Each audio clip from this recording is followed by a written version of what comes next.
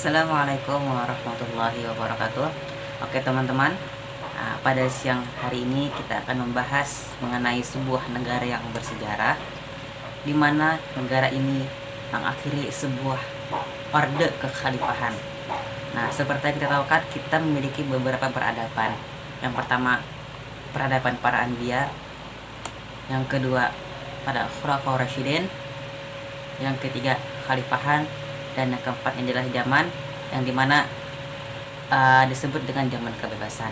Nah, jadi pada zaman kekhalifahan, kita akan membahas zaman kekhalifahan, ada sebuah negara yang mana negara ini adalah penganut terakhir dari orde kekhalifahan. Negara apa itu?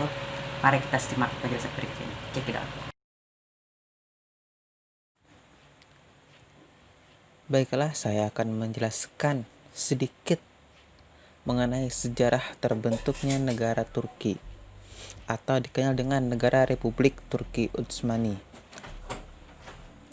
Negara Turki yang berpenduduk dengan bangsa Konstantinopel dan bangsa Smyrna pada pasca Perang Dunia Pertama. Bangsa ini membentuk sebuah gerakan nasional Turki yang mana pemimpin mereka bernama Mustafa Kemal Pasha. Nah, jadi dahulu kala sebelum negara tersebut berbentuk republik, negara itu berbentuk kesultanan dengan sistem kekhalifahan. Nah, setelah pasca Perang Dunia Pertama, ada sebuah gerakan-gerakan yang mana ingin merebut kekuasaan tersebut. Lalu, pada tanggal 18 September 1922, rezim yang dipimpin oleh Mustafa Kemal melancarkan serangan ke Kesultanan Turki dan berhasil direbut mereka. Lalu, pada tanggal 1 November, mereka mendirikan parlemen baru dan secara resmi menghapuskan sistem kesultanan, sehingga mengakhiri 623 tahun pemerintahan Utsmaniyah.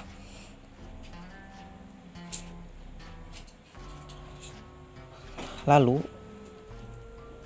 pada tanggal 29 Oktober 1923 di Ankara. Nah, pada saat itu kota Ankara dijadikan sebuah ibu kota yang baru di negara Turki.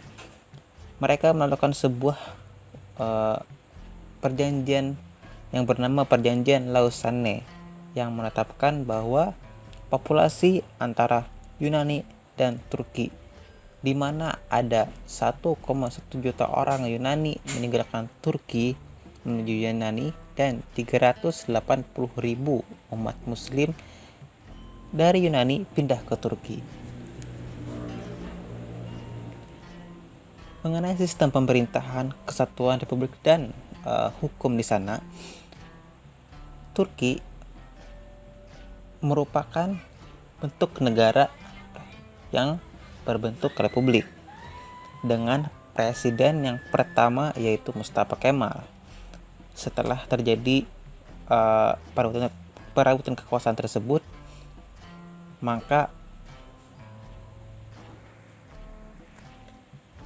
Turki adalah negara yang berbentuk republik presidensil dengan presiden yang pertama yaitu Mustafa Kemal.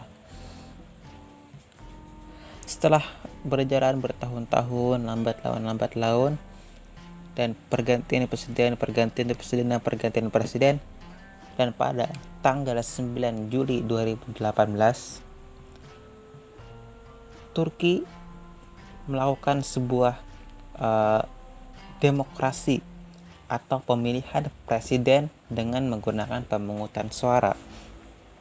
Nah, jadi negara ini juga menggunakan sistem demokrasi dengan bentuk negaranya kesatuan. Presiden pertama yang dipilih menggunakan pemungutan suara langsung ialah Tayyip Erdogan dengan masa jabatan 5 tahun. Negara Turki juga memiliki hukum oleh undang-undang mereka tersendiri. Nah, mengenai lembaga mereka juga memiliki lembaga eksekutif.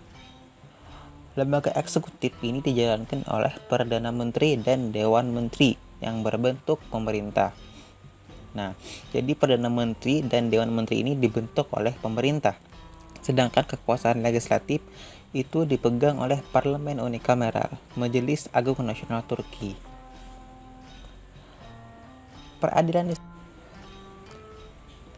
Mengenai peradilan di sana, mereka menamakan peradilan independen dari eksekutif dan legislatif, serta Mahkamah Konstitusi. Nah, jadi ada peradilan mereka itu dibebankan oleh pemerintah kepada kesesuaian hukum dan keputusan konstitusi. Dewan negaranya pengadilan yang terakhir untuk kasus administrasi. Nah, jadi untuk sebuah kasus yang mengadilinya di pengadilan terakhirnya itu adalah Dewan Negara. Sedangkan untuk kasus yang lain, pengadilan terakhirnya itu terdapat di Pengadilan Tinggi Tingkat Banding.